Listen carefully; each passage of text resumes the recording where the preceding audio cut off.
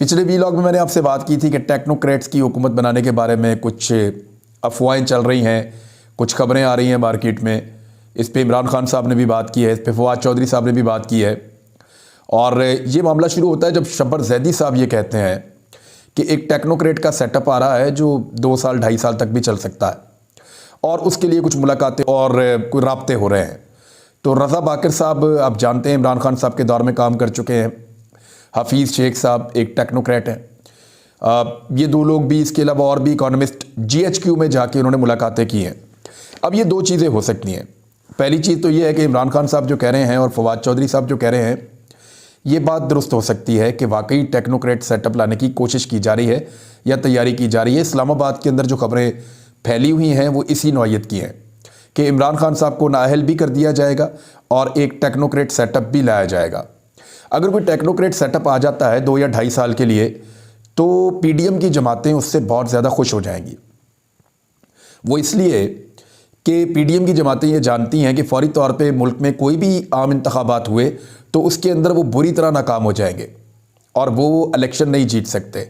लिहाजा अंदर से वो खुश हो जाएंगे और वो इस तरह की किसी भी चीज़ के ऊपर फौरी तौर पर हामी भरने के लिए तैयार है, क्योंकि NRO 2 मुकम्मल हो चुका है, सबके केसेस ख़त्म हो चुके हैं और टेक्नोक्रेट्स को इसके अंदर कोई दिलचस्पी नहीं होगी कि किसका केस चलना है, किसका केस नहीं चलना, कानून क्या है, इंसाफ क्या है। वो सिर्फ चीज़ों को आदाद शुमार के अंदर तोलेंगे, क्योंकि उनके पास पॉलिटिकल कैपिटल का कोई मसला नहीं होता।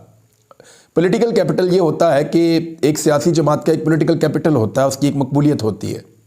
जब वो मुश्किल फ़ैसले कर रही होती है या ऐसे फ़ैसले कर रही होती है जो बज़ाहिर अवाम के अंदर पजीराई नहीं पा रहे होते, मिसाल के तौर पे उनको ज़्यादा टैक्सेस लगाने पड़ें, उनको ज़्यादा चीज़ों की कीमतें बढ़ानी पड़ें, उन्हें अवाम के लिए कुछ मुश्किलात पैदा करनी पड़े मुल्क की इकॉनमी को संभालने के लिए, तो ऐसी सूरत हाल में उनका पॉलिटिकल कैपिटल ज़ाया होता है, यानी लोगों में उनकी मकबूलियत कम होती है। मिसाल के तौर पे फजल रहमान हो गए, जरदारी हो गए, या शहबाज शरीफ वगैरह, नवाज शरीफ, ये लोग तो लोगों में पहले भी इतने मकबूल नहीं थे, लेकिन जब ये इक़्तिदार में आए तो इन्होंने कहा जी हम मुश्किल फ़ैसले करने जा रहे हैं। पाकिस्तान के सारे मीडिया ने इनका साथ दिया और इन्होंने महंगाई को 3 गुना कर दिया।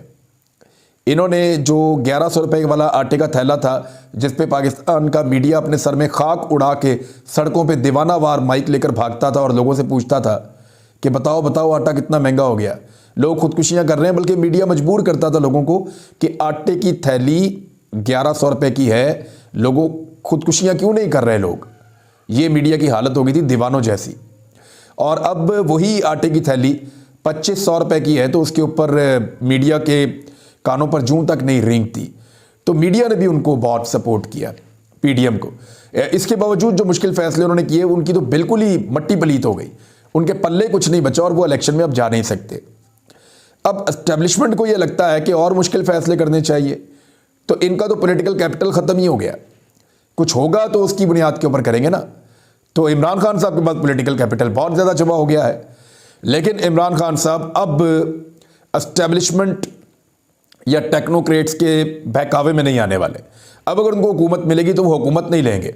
मैंने आपको पिछले वीलॉग में कहा कि इमरान खान साहब हुकूमत लेने में अब संजीदा नहीं है, वो इक़्तिदार लेने में संजीदा है कि अगर वो हुकूमत में आए तो इक़्तिदार भी उनके पास हो और वो अपने मुल्क के फ़ैसले खुद अपनी काबीना के साथ आज़ादी से बैठकर कर रहे हों। ये वो चाहते हैं। इनपुट तो सबसे लेनी चाहिए, वो लेंगे भी, लेकिन अगर उनको इक़्तिदार मिलता है तो अब वो बेबसी वाला इक़्तिदार नहीं होगा, वो एहतसाब भी करेंगे। तो PDM की जमातें चाहती हैं कि कोई टेक्नोक्रेट सेटअप ही आ जाए और कोई इमरजेंसी लग जाए, कुछ भी हो जाए, हमारी हुकूमत बेशक ना रहे, इमरान खान की हुकूमत नहीं आनी चाहिए, क्योंकि उसकी हुकूमत आ गई तो वो वापस लेकर जाएगा, रिवर्स करेगा। क्योंकि इमरान खान का ये फ़लसफ़ा है कि मैं करप्शन का, लूट मार का पैसा बरामद करूँगा तो मेरा मुल्क आगे चलेगा। उनका ये फ़लसफ़ा है कि जब तक मैं बड़े चोरों को सज़ा नहीं दूंगा, पाकिस्तान में चोरी बंद नहीं होगी और करप्शन ख़त्म नहीं होगी।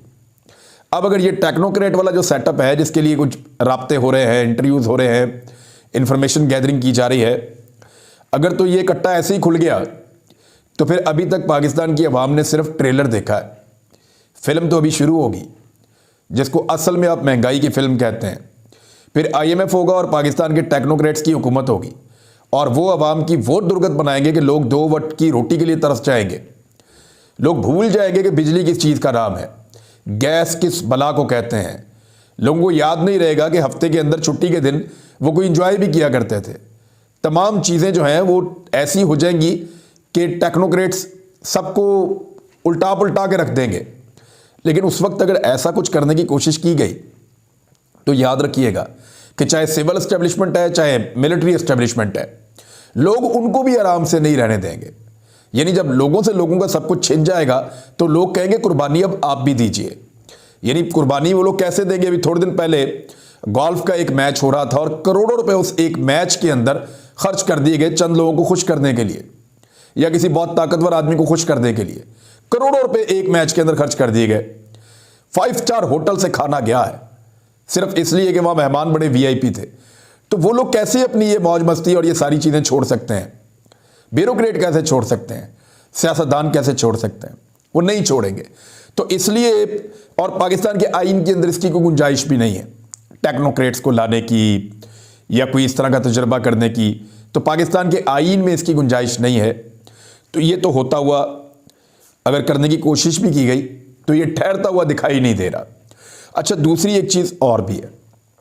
मेरे एक सोर्स ने मुझे ये बात बताई और मुझे लगता है कि उसकी बात में दम है। उसने कहा कि मिलिट्री एस्टेब्लिशमेंट ये चेक करना चाहती है कि मौजूदा जो इकोनॉमिक सिचुएशन है उससे कैसे निकला जाए, और इसके लिए वो मीटिंग्स की गई हैं और इंडिपेंडेंट ओपिनियन लेने के लिए जो मईशतदान हैं उनको बुलवाया गया है। यानी जो इसहाक डार साहब ब्रीफिंग्स दे रहे हैं उनका तो ना सर है ना पाँव है। इससे पहले जो जनरल बाजवा साहब बातें करके गए हैं उसकी भी कुछ समझ नहीं आ रही। अगर वो इतने अक्लमंद थे तो मुल्क का ये बेड़ा गर्क तो ना होता। तो ये जो कुछ भी हुआ पाकिस्तान की इकॉनमी के साथ, लोगों की तनख्वाहें अब नहीं दी जा सकती। तो ऐसे में इंडिपेंडेंट ओपिनियन लेने की कोशिश की जा रही है कि गलती कहाँ पे हुई और गलतियों को सुधारा कैसे जा सकता है।